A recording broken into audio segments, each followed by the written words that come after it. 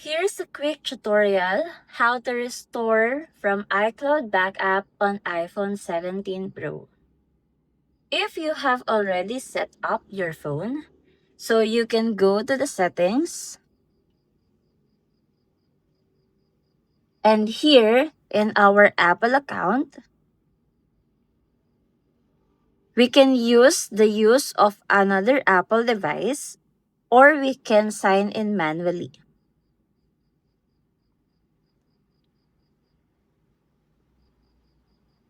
If you use the Bring Apple device nearby, you have to bring an iPad on another iPhone nearby to sign in for yourself or a child in your family on this phone.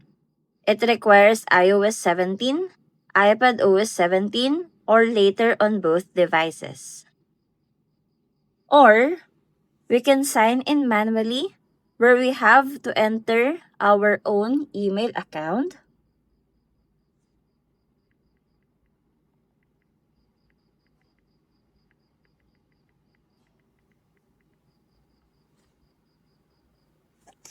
and also the password.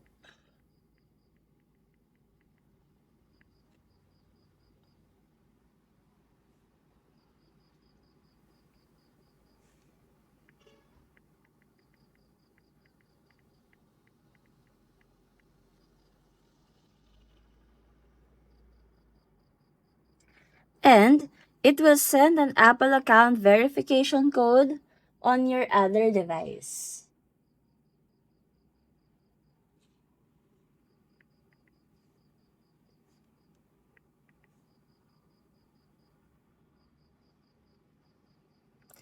When you sign in the code, it will now load all of your iCloud and just wait for it to load completely.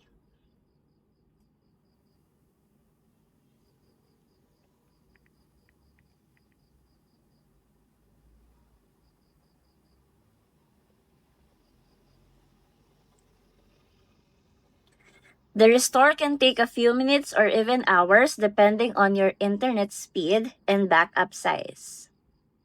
Once done, your iPhone will start downloading your apps and data automatically. Keep your iPhone plugged in during restore to avoid battery drain.